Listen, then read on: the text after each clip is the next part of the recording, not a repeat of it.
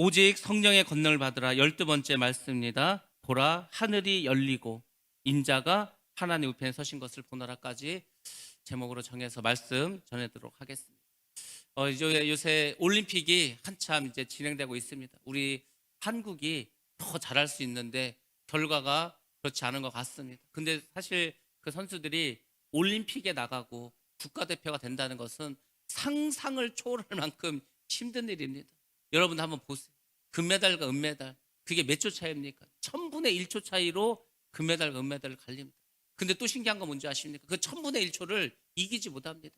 그 작은 차이인데 얼마나 작은 차이입니까? 정말 100분의 1초도 아니고 1000분의 1초에서 금운동이 갈리고 4등이 갈리고 하는데 그 작은 1초 안에 얼마나 많은 선수들이 있는지 모릅니다.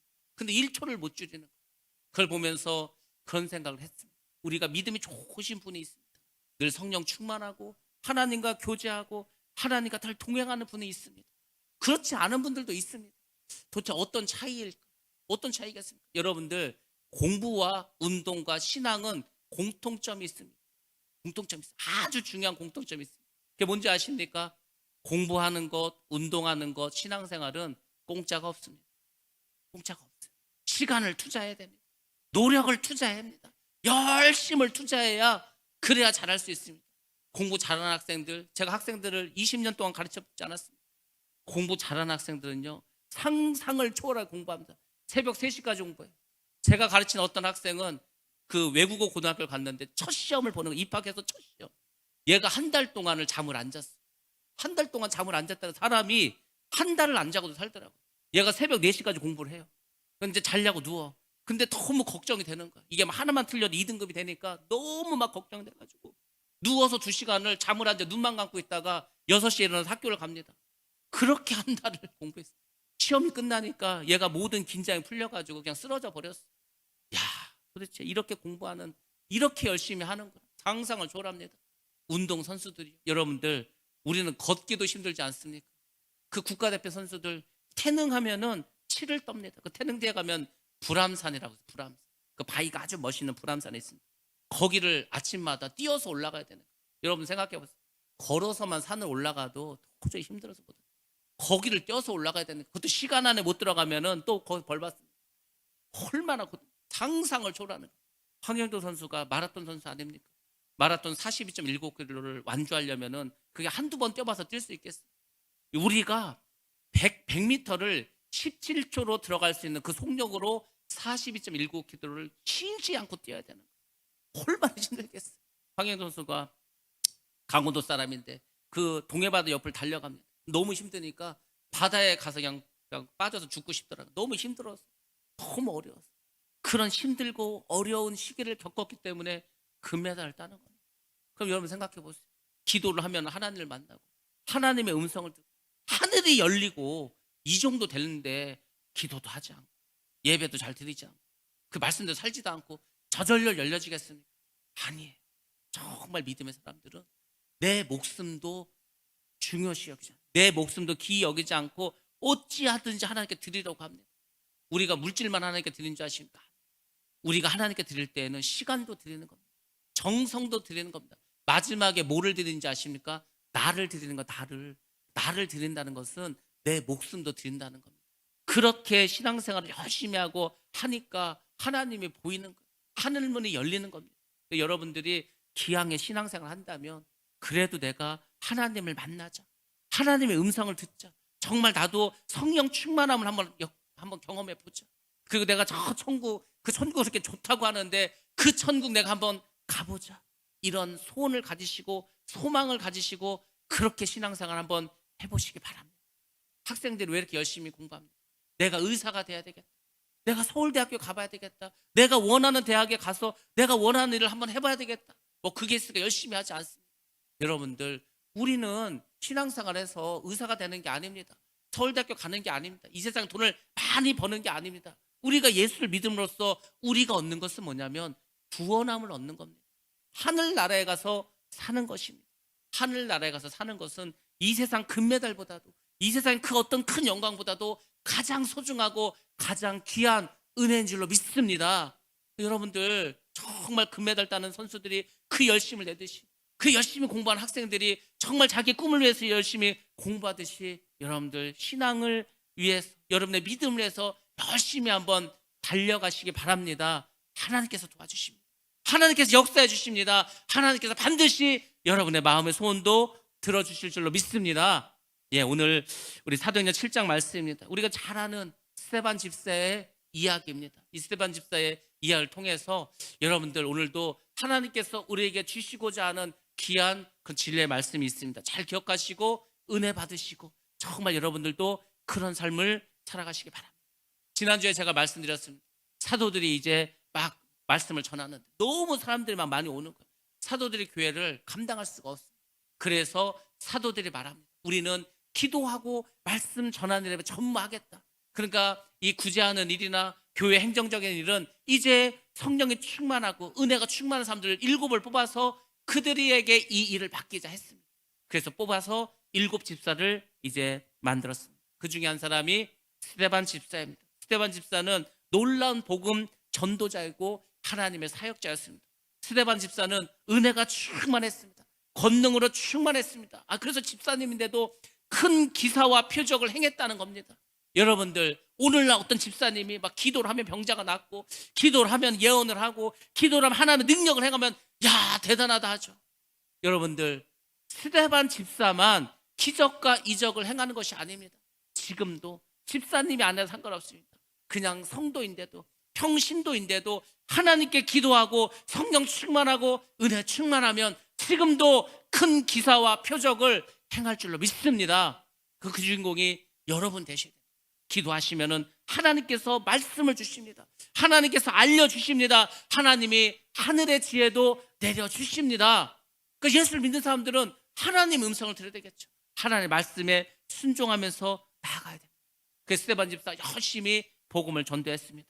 그때 예루살렘의 세계 각지에서 많은 유대인들이 몰려옵니다. 그들은 하나님은 알지만 예수님은 알지 못한 사람.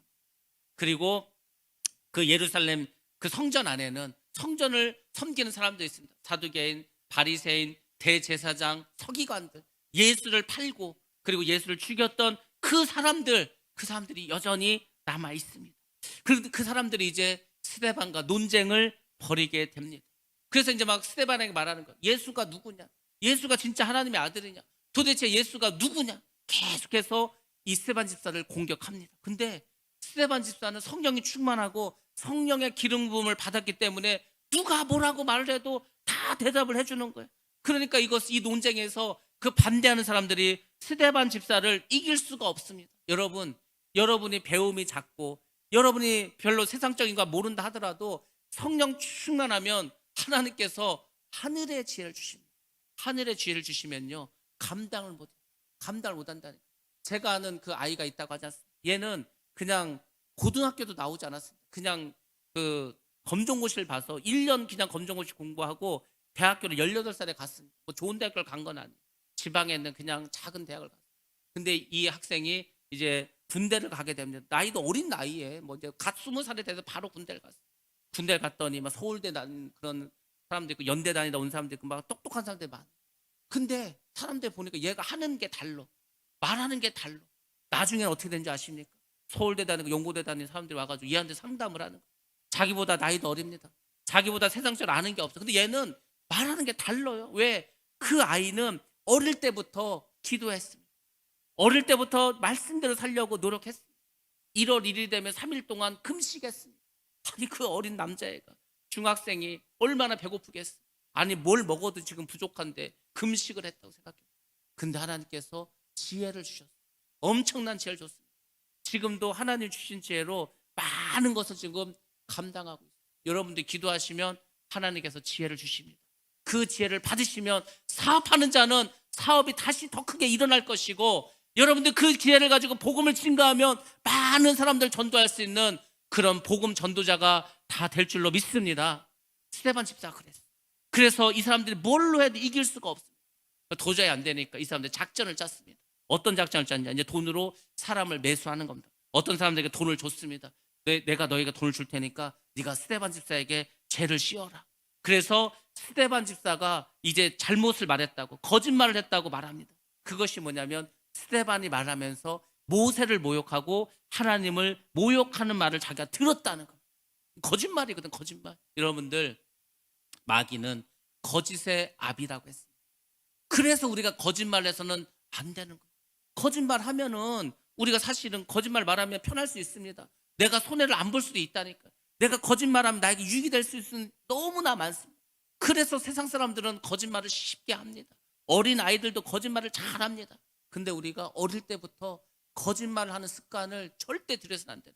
부모님들이 자녀들이 거짓말하면 철저하게 그것을 혼내서 더 이상 거짓말을 못하게 해야 됩니다. 왠지 아십니까? 그 거짓말이 다른 죄를 계속 짓게 합니다. 하나님은 거짓말하는 자와 함께하지 않습니다. 하나님은 우리가 솔직하게, 내가 하나님 앞에서 혼나더라도, 내가 세상적으로 손해를 보더라도 우리에게 정직한 것을 원하십니다. 그때 하나님께서 역사하시는 거예요. 근데 이 사람들이 돈을 받고서 거짓말로 증언하는 거예요. 스데반 집사가 하나님 욕했다고, 스데반 집사가 모세를 욕했다고 이야기를 합니다. 그러니까 백성들과 장로와 서기관들이 다 그것을 듣고서 이제 충동질합니다. 저 스데반을 그냥 둬서는 안 돼. 그래서 공회를 회복합니다. 이제 스데반 집사가 공회에서 서게 됩니다. 그리고 이제 거짓 증인들이 나서서 스데반을 고소합니다. 그 혐의 두 가지를 말하는 겁니다. 그 혐의는 이것이었습니다. 사도행전 6장 13절과 14절 말씀입니다. 같이 한번 봅니다. 시작. 사도행전 6장 13절에서 14절 말씀입니다.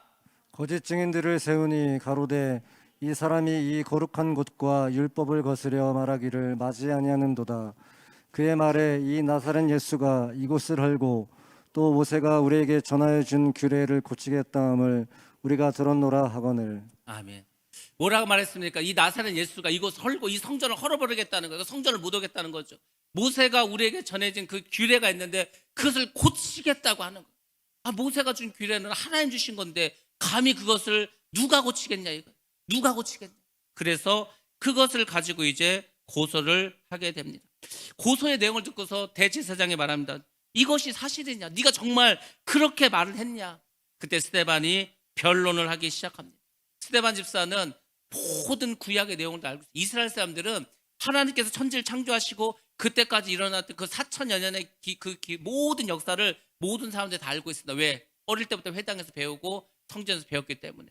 그러면서 쭉 하나님의 구속의 역사를 정리해서 말을 합니다. 누구부터 시작합니까? 약속의 조상 아브라함부터 시작합니다. 아브라함을, 우리 조상 아브라함을 하나님께서 부르시지 않았냐. 그 아브라함이 이삭을 하나님께 바치고 그 이삭의 아들 야곱이 있었고 야곱이 이제 12아들을 낳아서 그래서 이제 족장 시대가 열려지게 되고 그리고 애굽에서 우리가 노예 생활을 하게 되었습니다.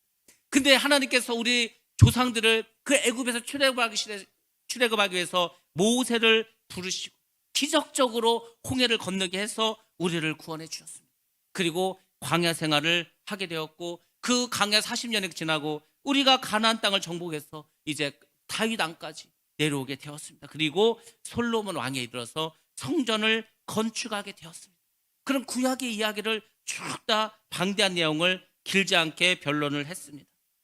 근데 그 말을 잘 들어보면은 스데반 집사의 말 속에는 거짓 증인들이 그에게 덮어 씌우렸던 그 혐의에 대한 반론이 다 이루어집니다. 그러니까 자기는 성전을 모독한 일이 없다는 거예요. 율법을 모독한 일도 없다고 말을 하는 겁니다. 그러면서 더 구체적으로 내가 성전을 모독하지 않았습니다 라는 변론을 이렇게 시작합니다. 여러분들, 오늘 여러분들이 이 성전에 대한 그 내용들을 잘 정리하시고 이해하셔야 됩니다. 성전이 무엇일까? 성스러운 전이겠죠. 하나님이 계신 곳이겠죠. 이 성전에 대한 것을 잘 기억하셔야 됩니다. 우리가 흔히 성전은 세 군데에 있다고 이야기합니다. 첫 번째 성전은 하늘의 성전입니다. 저 하나님이 계신 성전, 하늘나라에 가면 하나님이 계신 곳이 있습니다. 하늘나라에 성전이 있습니다. 그곳에 많은 24장로와 천사장들과 많은 순교자들이 그곳에 모여서 하나님을 찬양하는 하늘나라의 성전이 있습니다. 여러분이 천국에 가시면 여러분도 그곳에서 하나님을 찬양하고 예배드리게 됩니다. 그 하늘의 성전이 있습니다. 두 번째, 우리가 성전을, 이 예배당 교회를 성전이라고 말합니다. 이 건물로 지어진 성전. 그리고 세 번째 성전은 바로 우리 안에 성령 하나님이 들어와 계십니다. 그러니까 우리 마음속에 있는 성전, 우리 안에 성전이 있다는 거예요.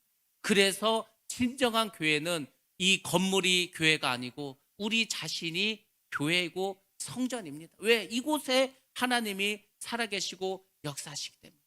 그래서 스데반 집사가 자기가 성전을 모독하지 않았다는 변론을 시작하면서 이렇게 말합니다.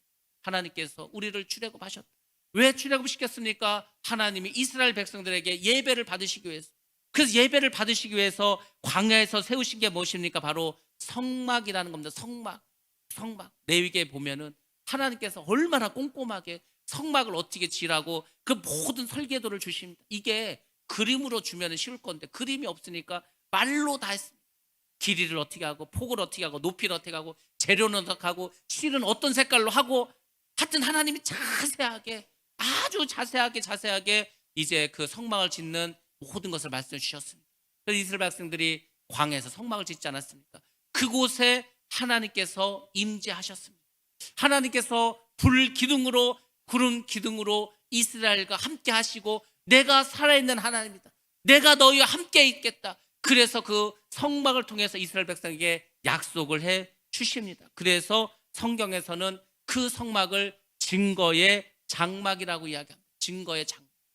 여러분들, 증거의 장막하면 떠오르는 말씀이 있습니까? 떠오르는 곳이 있습니까? 신천지 아닙니까? 신천지를 잘 보시기 바랍니다. 신천지가 우리가 그냥 신천지라고 하지만 굉장히 깁니다. 그 마지막이 뭐라고 하고 있습니까? 증거장막이라고 되어 있습니다. 증거장막.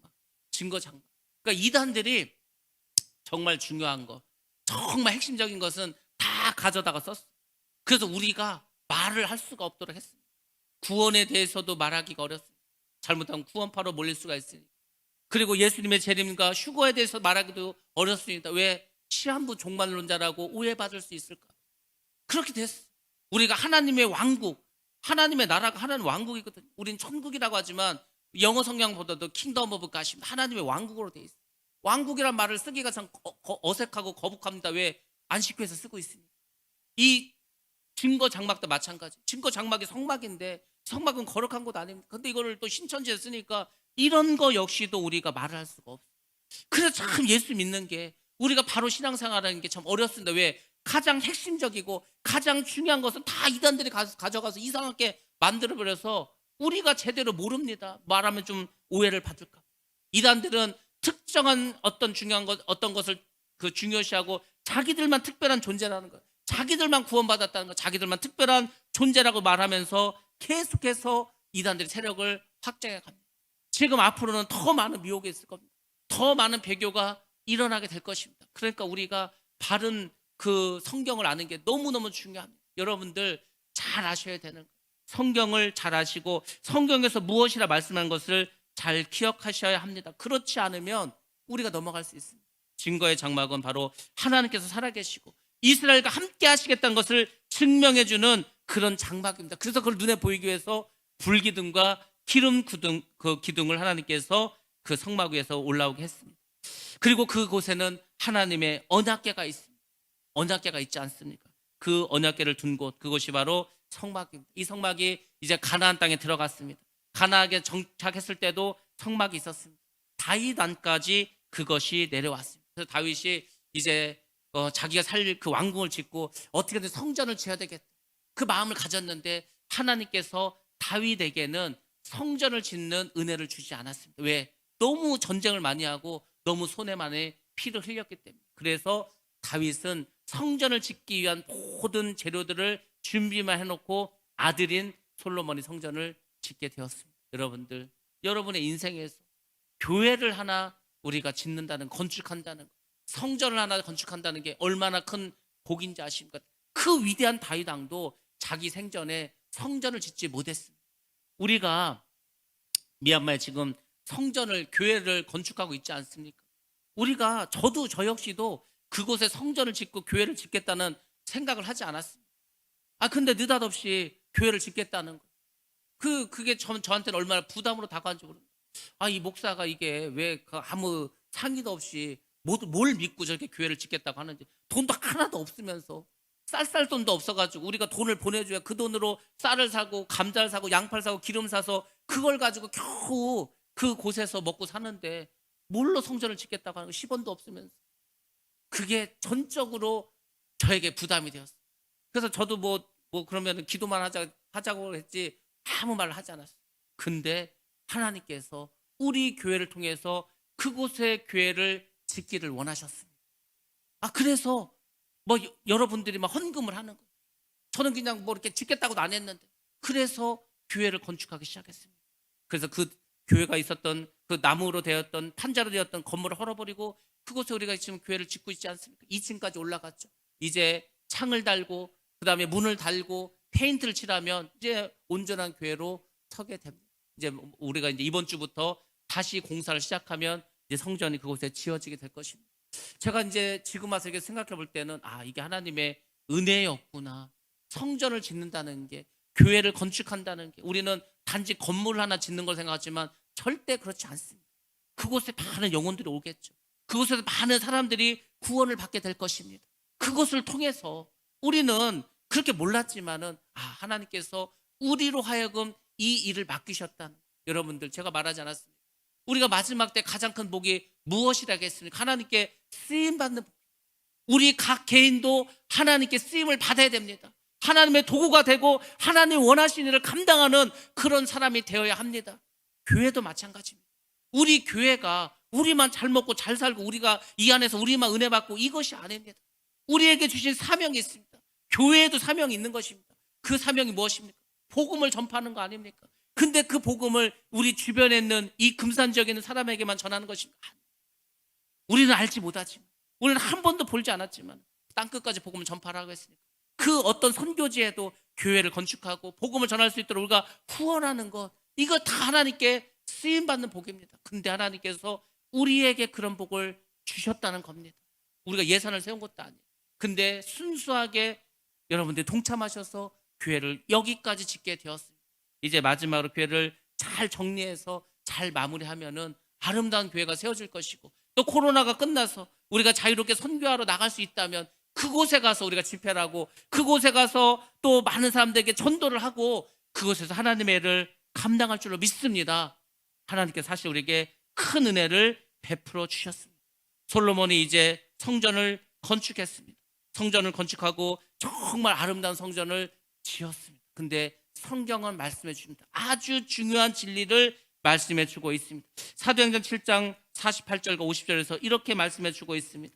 그러나 지극히 높으시는 손으로 지은 곳에 계시지 아니하시니 선지자가 말한 바 주께서 이르시되 하늘은 나의 보좌요 땅은 나의 발등상이니 너희가 나를 위하여 무슨 집을 짓겠으며 나의 안식할 처소가 어디냐? 이 모든 것이 다 내 손으로 지은 것이 아니냐 함과 같으니라. 바로 스데반 집사는 이사야서 66장 1절과 2절을 인용해서 이렇게 말씀해 주고 있습니다. 여러분들 오늘 깨달아야 할 것이 성경의 진리가 바로 이것이라는 것입니다. 그것은 무엇입니까? 지극히 높으시는 손으로 지으신 곳에 계시지 아니하십니다. 하나님께서 우리 인간이 지은 이 작은 공간 안에 계시는 것이 아니라는 것입니다. 하나님께서는 하늘이 하나님의 보좌입니다. 이 땅이 그의 발등상이십니다. 하나님은 우주보다도 크신 분입니다. 우리가 손으로 지은 이 건물 안에만 거하시는 게 아닙니다. 하나님께서는 온 땅에 그분의 영으로 다 존재하고 계십니다. 여러분들 정말 기적이 뭔지 아십니까? 그 우주보다도 크신 하나님께서 이 작고 작은 우리의 마음속에 들어와 계신다는 것, 이것이 정말 기적이지 않습니까?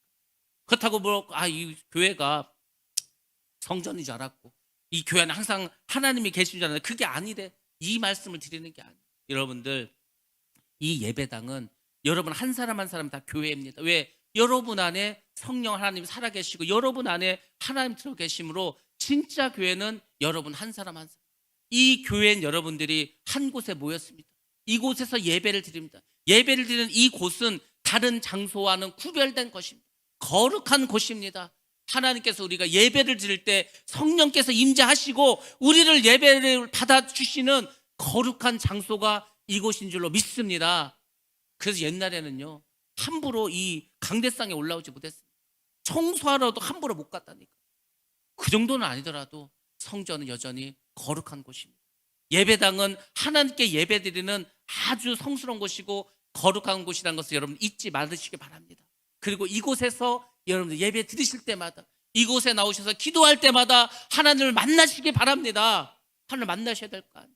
여러분들 이곳에서 하나님께서는 우리의 예배를 받으시고 우리의 기도를 들어주십니다. 이것이 바로 성전입니다. 하나님께서는 우리에게 이 예배당, 또 솔로몬의 성전도 허락하셨습니다. 우리에게는 예배당, 이 교회를 허락하셨습니다. 우리 안에 살아 계십니다. 근데 진정한 그 성전이 있습니다. 우리가 사람의 손으로 지은 이 모든 것은 다 임시적인 것입니다. 진정한 성령, 그 성전은 누구입니까? 바로 말씀이 육신이 되어 우리 가운데 장막을 치신 분 예수 그리스도, 그분이 진정한 성전이 되십니다. 우리 말씀 한번 보겠습니다. 요한복음 1장 14절 말씀입니다. 같이 봅니다. 시작. 말씀이 육신이 되어 우리 가운데 거하심에 우리가 그의 영광을 보니 아버지의 독생자의 영광이요 은혜와 진리가 충만하더라. 아멘. 예수님께서 말씀이 육신돼서 이 땅에 오셨습니다. 그리고 이렇게 말씀하십니다. 너희가 이 성전을 헐라 내가 3일 만에 다시 일으키리라 말씀하셨습니다. 그때 예수님께서 돌로 말한 그 성전을 말한 것이 아닙니다. 돌로 지어진 성전이 아니라 성전된 자신의 육신, 예수님께서 십자가에서 죽으시고 3일 만에 부활하실 것을 가르쳐서 말씀하신 것입니다. 그러니까 스데반 집사가 성전 건물의 한계성을 제시하면서 바로 그 성전 3일 만에 다시 세우겠다는 것은 예수님을 말씀하신 거다. 그러니까 그것은 결코 성전 모독이 될 수 없다, 이렇게 변론을 하게 되었습니다. 여러분들, 성전은 여러분이 성전입니다. 그러니까 여러분들 거룩하셔야 되는 거예요. 항상 말하지 않습니까? 코람데오. 코람데오가 뭐라고 했습니까? 하나님 앞에 섰어. 우리 앞에 항상 하나님 계십니다. 우리 안에 항상 하나님이 계십니다. 그러니까 여러분들이 죄 지면 안 되는 겁니다. 물론 죄를 지을 수 있습니다. 나쁜 생각을 할 수도 있습니다. 우리는 부족하죠. 저도 부족합니다. 저도 늘 죄를 짓습니다. 마음으로 죄를 짓고 또 입술로도 죄를 짓고 행위로도 죄를 짓고 늘 죄를 짓고 살아가는 거예요. 사도 바울도 마찬가지입니다. 그래서 날마다 나를 죽인다고 하지 않았습니까? 여러분들이 그 어려운 가운데서도, 힘든 가운데서도, 죄와 싸우면서도 계속해서 하나님께 날마다 나가는 것, 그것을 하나님께서 기뻐하십니다. 그래서 여러분들이 성전이고 늘 여러분 안에서 하나님 계심으로, 하나님이 계시는 것을 힘들어하시고 부담스러워하지 마시고 하나님이 계심으로 담대함을 가지시고 기뻐하시고 그 하나님이 함께 하심을 항상 여러분들 자랑하면서 감사하면서 그렇게 살아가시면 하나님이 여러분에게 계시는 것이 여러분의 능력이 될 줄로 믿습니다. 성전에 대해서 변론했습니다. 두 번째 변론입니다. 율법 모독에 대한 반론입니다. 바리새인들, 서기관들, 제사장들은 항상 모세를 하나님이 세우신 최고의 선지자로, 스승으로 그들은 모시면서 살아갔습니다. 그래서 항상 자기들이 뭔가 이야기하고 싶을 때는 모세를 데려다가 불러와서 자신의 정당성을 이야기합니다. 모세를 늘 이용했습니다. 근데 스데반이 말합니다. 자신이 믿고 있는 그 예수 그리스도, 그 예수 그리스도를 예고했던 사람들이 예고한 사람이 바로 모세라는 거예요. 모세의 말씀 속에서 예수 그리스도를 예고했다는 겁니다. 그러니까 그 예수 그리스도는 모세가 그렇게 예견하고 예언할 만큼 중요한 분이었고, 그 예수 그리스도의 말로 하나님의 아들이라는 것을 다시 사람들에게 말합니다. 그리고 또 이렇게 이야기합니다. 얼마나 많은 사람들이 그 구약시대 때부터 하나님의 말씀을 거스리고 하나님이 세우신 사람들을 거역해 왔는지를 말합니다. 요셉이라는 하나님의 사람 그 형들이 거역해서 노예로 팔아버립니다. 그리고 보디발의 아내가 또 누명씌워서 감옥에 가게 합니다. 모세라는 위대한 종이 있었습니다. 근데 그 모세가 출애굽을 시키고 그 많은 이스라엘 백성을 데리고 나왔는데도 불구하고 모세가 하나님께 십계명을 받기 위해서 그 시내산에 올라갔을 때 사람들이 모세를 반역해서 이제 금으로 송아지를 세웠습니다. 무슨 문제만 생각하면은 원망하고 불평하고 모세를 비난하고 했습니다. 그러면서 말하는 거예요. 이렇게 구약에 많은 너희들의 조상들이 그렇게 하나님을 거역하고 하나님의 사람을 거역하지 않았냐. 근데 하나님의 아들 메시아를 우리에게 보내주셨는데 그 분도 너희가 거역했다는 거예요. 그분을 너희가 십자가에 못 박여 죽였다고 하는 겁니다. 그 이야기를 사람들이, 나는 하나님의 율법을 절대 거역한 것이 없다. 스데반 집사가 그렇게 자신의 변론을 마칩니다. 스데반의 변론을 유대인들이 다 들었습니다. 근데 그 사람들의 마음속에 찔림이 왔습니다. 여러분들, 하나님의 말씀 듣고 나에게 찔림이 있다면 사람들은 두 가지 반응을 보냅니다. 여러분들도 둘 중에 하나의 반응을 보내실 겁니다. 근데 어떻게 반응을 해야 될 것인가? 한 사람은 자기의 마음이 찔렸을 때 회개하는 마음이 듭니다. 그래서 하나님께 마음을 열고 눈물을 흘리고 하나님 앞에서 회개를 합니다. 그리고 다시금 하나님의 말씀에 순종하겠다는 마음을 가지고 변하게 됩니다. 하나님 기뻐하시는 사람입니다. 그런데 그렇지 않은 사람이 있습니다. 마음이 찔렸는데 그 찔림을 가지고 하나님의 말씀을 거역하는 사람이 있습니다. 회개는 하지 않고 그 자기의 마음을 찔리게 한 사람을 제거하기 위해서 분노와 척개심을 나타내는 그런 사람도 있습니다. 여러분들, 여러분의 신앙생활을 하면서 때로 어려움이 있을 겁니다. 힘든 일이 있을 겁니다. 때로는 하나님의 말씀이 나의 마음을 찌를 때도 있을 겁니다. 그럼 여러분들 그냥 회개하시기 바랍니다. 주님 앞으로 나오셔서 주님께 여러분의 마음을 내려놓으시기 바랍니다. 반드시 하나님께서 여러분을 새롭게 하시고 여러분을 더 크게 사용하여 주실 줄로 믿습니다. 엄청난 압박 속에서도 스데반 성령이 충만했습니다. 그래서 스데반 집사의 얼굴이 천사의 얼굴과 같다고 말해주고 있습니다. 여러분들, 왜 스데반 집사가 돌에 맞아서 자기가 지금 그 고통 가운데 죽어가는데 천사의 얼굴로 변화되었습니까? 그것은 바로 하늘이 열렸기 때문입니다. 예수님을 바라봤기 때문입니다. 여러분들, 여러분의 삶 속에서 하늘이 열리시기 바랍니다. 여러분의 신앙 가운데 바로 예수님의 얼굴을 보시기 바랍니다. 제가 지난 주간에 이제 어떤 원장님, 기도원 원장님을 소개해 드렸습니다. 그분의 간증을 한번 들어보라고 교회 밴드에도 올려드렸습니다. 아직 들어보지 못하신 분도 있겠지만 여러분들 조용한 시간에 집중해서 한번 1번부터 7번까지 쭉 한번 들어보시기 바랍니다. 그것을 들어보시면 여러분들이 어디 기도원 몇 년 다닌 것보다도 어디 가서 막 부흥회 몇 번 참가한 것보다도 훨씬 많은 은혜를 받게 될 것입니다. 아, 예수 믿는다는 게 이런 거구나. 그분이 태어난 지 사흘 만에 엄마가 떠났습니다. 일제시대 때 아버지가 결혼했는데 그 할머니 할아버지가 일본 사람이라고 무시하고 멸시하고 핍박하니까 아니 자기를 나놓고 사흘 만에 떠났어요. 그래서 아버지가 이 어린 딸을 키울 수가 없으니까 젖동량을 해가면서 자기를 키웠어요. 근데 아빠가 아무리 기다려도 엄마가 오지 않는 거예요. 그래서 할 수 없이 재혼을 하게 됐습니다. 재혼을 했는데 이 새엄마가 다른 형제와 언니와 오빠를 데리고 왔는데 자기를 그렇게 구박하고 힘들게 합니다. 그래서 결국은 자기를 죽게 만듭니다. 6살 나이 때 맨날 자기 때문에 싸우고 하니까 아빠가 도저히 참을 수가 없어서 자기를 데리고 깊은 산속으로 갑니다. 왜 갔겠습니까? 호랑이가 물어가든지 늑대가 물어가든지 죽으라고 그 어린 딸을 밤에 깊은 산속에 놓고서 내려옵니다. 이 딸은 아빠가 올 줄 알았는데 안 오는 거예요. 아빠가 집에 갔나? 그래서 어떻게 넘어지면서 막 넘어져서 막 피가 나면서 겨우겨우 집으로 옵니다. 그때 자기를 보고 아빠가 눈물을 흘리면서 이 아빠가 잘못했다고 합니다. 그때 새엄마가 또 그것을 보고서 왜 이 아이를 나무에 묶어놔서 죽게 하지, 왜 그 새끼줄을 갖고 와서 묶지 않았냐고 하면서 또 싸우는 거예요. 그것을 보고 너무 어린 나이 아빠가 엄마가 너무 피 터지게 싸우는 걸 보고 충격을 받아갖고 쓰러집니다. 그래서 어떤 약을 써도 듣지 않는 거예요. 몸이 막 뒤틀어 버렸습니다. 혀가 막 말려 버렸습니다. 독한 약을 먹고서 혀가 완전히 말려서 벙어리가 되었어요. 6살의 나이에 벙어리가 되었어요. 끊임없이 고난과 핍박 속에 살았습니다. 엄마가 밥도 잘 주지 않습니다. 자기를 맨날 구박하고 때립니다. 그러다가 이제 그 아빠도 9살의 나이에 죽고 말았어요. 의지할 사람도 없습니다. 그 전에 할아버지 할머니는 다 돌아가셨습니다. 그 어린 나이에 학교를 가는데 8살에 이제 아버지가 학교를 보내줬는데 이 뭐 가난하니까 제대로 무슨 책을 살 수도 없고 무슨 뭐 필요한 어떤 준비물을 살 수도 없고 아빠가 2학년 1학기 때 돌아가시니까 이제 뭐 육성예배도 지지 않고 학교를 다닐 수가 없습니다. 그래서 초등학교 2학년 1학기까지만 다니고 학교를 그만둡니다. 그리고 어떻게 하냐면은 그 엄마가 이제 일을 시킵니다. 말도 못하니까 어디 식모를 보낼 수도 없습니다. 그래서 농사를 짓는 곳에 보냅니다. 미나리 깡으로 보냈어요. 그래서 어른들이 미나리를 다 낫을 쳐가지고 묶어놓으면 그걸 나르는 일을 했습니다. 돈을 받는데 어른들의 반밖에 받지 못해요. 그리고 이제 그곳에서 간식을 줍니다. 찐빵 2개를 주는 거예요. 그래서 먹고 싶어도 못 먹습니다. 왜? 그래서 집에 가져가서 동생들에게 줘야 되는 거예요. 이 새엄마와 아빠 사이에서 또 2명의 동생이 태어났습니다. 그러니까 그 찐빵이 먹고 싶고 배가 고파도 그걸 갖다 줘야 되는 거예요. 자기가 먹으면 또 맞습니다. 한 번은 그걸 몰래 속에 앙꼬를 파먹었다가 걸려가지고 엄청 놀랐어요. 그렇게 혼나고 그렇게 맞고 그렇게 모질게 인생을 살아갑니다. 15살 되니까 강제로 시집을 보내는 거예요.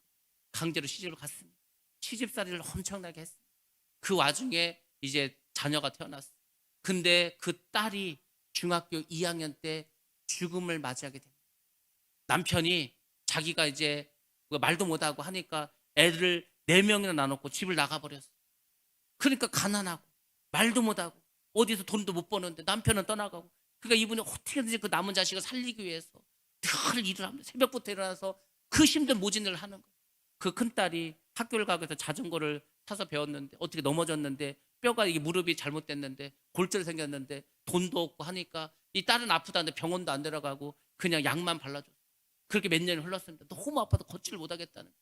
병원에 갔더니 이 골절된 곳에서 잘못돼서 골수암이 되었다는 거예요. 다리를 다 잘라야 된다는 거예요. 더 문제는 뭐냐면 그 암세포가 폐까지 전이됐다. 그래서 길게 살아야 3개월이라는 거예요. 그래서 그때 그 엄마가 이 딸을 그럼 수술하지 않겠다, 집으로 데려옵니다. 이 딸이 아프다고 하면은 밤새 주물러 주는 거예요. 밤새 이 딸이 아프다고 하니까 얼마나 마음이 아프겠습니까? 내가 이 바보같이 딸이 이렇게 아픈데 병원을 데려갔어야 되는데 병원을 데려가지 않아서 결국 딸을 죽게 하는 거예요. 그 딸이 결국은 다 죽음에 이르게 됩니다. 근데 그 딸이 그 어려운 가운데 동생을 데리고 교회를 다녔어요. 딸이 죽기 전에 말합니다. 엄마, 내가 소원이 있다. 내가 마지막으로 우리 교회 한번 가보고 싶다. 그래서 엄마를 데리고 교회를 갑니다. 그러면서 말하는 거예요. 이 앞에서 두 번째 자리가 내 자리라고. 그곳에서 이 딸이 이제 엄마에게 말합니다. 엄마, 나는 천국에 가는데 엄마도 천국에 갔으면 좋겠다고. 근데 엄마가 천국에 올 수 있는 일은 딱 하나밖에 없다고. 엄마가 교회를 다니고 엄마의 마음속에서 예수님을 주님으로 믿고 그렇게 살아야 된다고 그 얘기를 하는 거예요. 그때부터 이 엄마가 알았다. 내가 예수를 믿겠다고. 그래서 신앙생활을 시작합니다. 예수를 믿기 시작합니다. 얼마나 열심히, 왜 그 죽은 딸을 생각하니까 내가 너무 바보처럼 살았어. 너무 자기 인생이 자기가 보더라도 열심히만 살면 된 줄 알았어. 이 자식들을 어떻게 하든지 먹여 살린다고 막 그 생각을 했는데 그게 아니었다. 그 딸이 죽은 게 너무 미안하고 마음이 아팠어. 그래서 열심히 신앙생활합니다. 남편이 핍박을 하기 시작. 남편이 너무 교회를 열심히 다니고 완전히 교회에 미쳐버리니까 한 번은 도끼를 들고 와가지고 너 교회를 선택할 것이냐 나를 선택할까 정하라는 거예요. 이분이 말합니다. 나는 교회도 선택하고 당신도 선택하겠습니다. 계속 때리는 거예요. 나중에 도끼로 찍었어요. 도끼로 다리 하나를 찍었어요.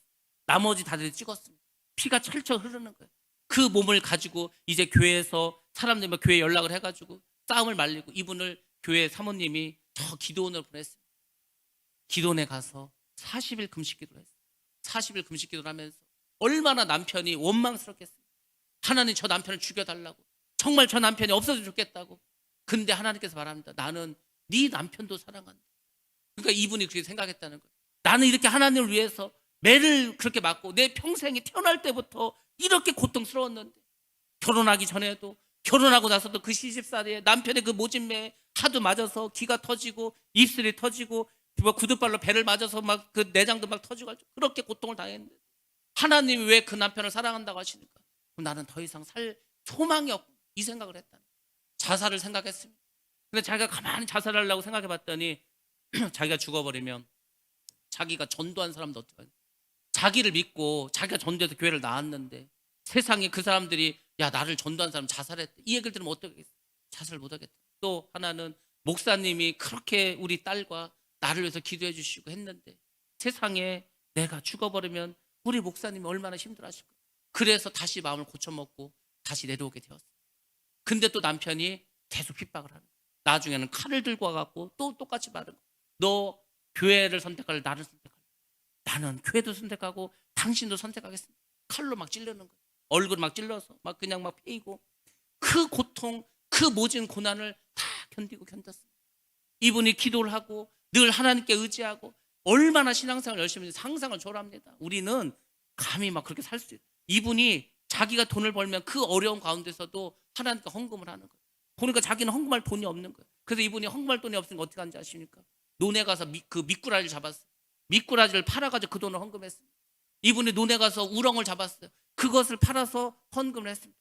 겨울에는 논에도 못 들어가고 미꾸라지도 못 잡으니까 산에 올라가서 솔방울을 주워다 그걸 팔아서 헌금했다는 거예요. 그렇게 했어요.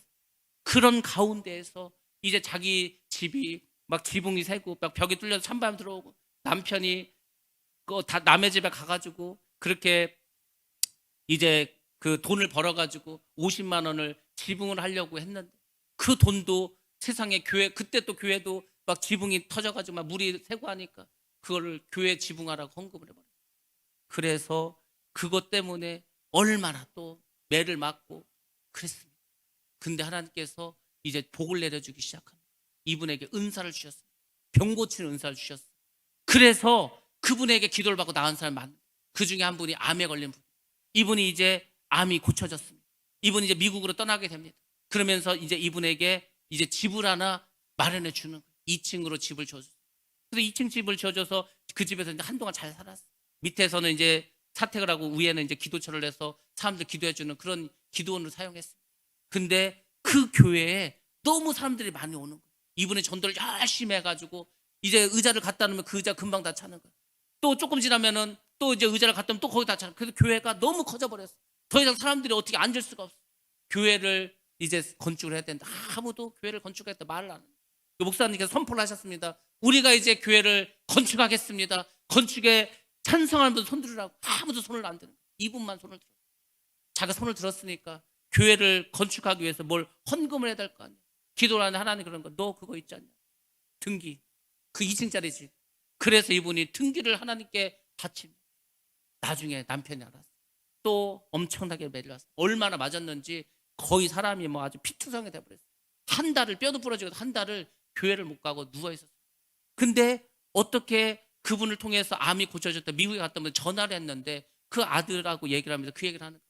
우리 엄마가 너무 아파가지고 지금 전화를 못 받는다고. 그래서 이분이 무슨 일인가 와서 봤더니 뭐 사람이 완전히 뭐 피바다고 그냥 완전히 사람이 완전 너무 맞아가지고 정신없는. 도대체 이게 어떤 일이냐고. 사실은 내가 우리 교회가 건축을 하는데 내가 이 집을 바쳤다고.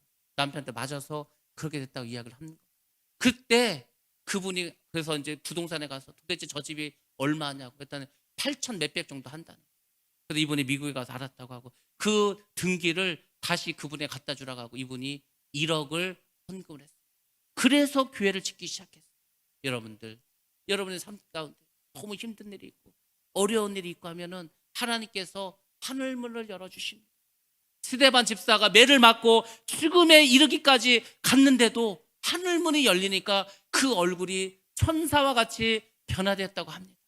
여러분들 예수 때문에 고난당하십니까? 예수 때문에 핍박당하고 있습니까? 주님을 바라보시기 바랍니다. 하나님께서 하늘문을 열어주실 줄로 믿습니다.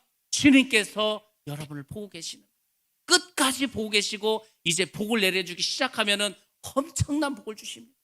감당할 수 없는 복을 주십니다. 힘들고 어렵다고 좌절하고 낙심하지 마시고 주님을 바라보면 하늘문이 열리고 우리 주 예수 그리스도께서 예수님께서 그 하늘 보좌에서 하나님의 우편에서 여러분을 보고 계심을 여러분들 목도하게 되실 줄로 믿습니다. 여러분 한 사람이 성전입니다.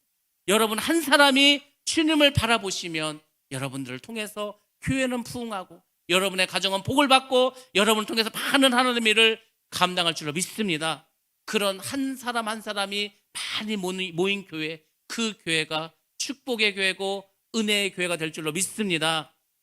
바라기는 2022년 여러분에게 하늘의 문이 열리시기 바랍니다. 인자가 하나님의 우편에 서신 것을 바라보시기 바랍니다.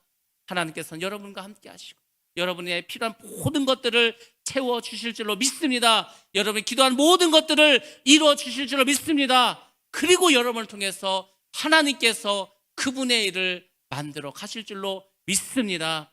그런 축복의 주인공, 축복의 통로가 되시기를 주의 이름으로 축원합니다.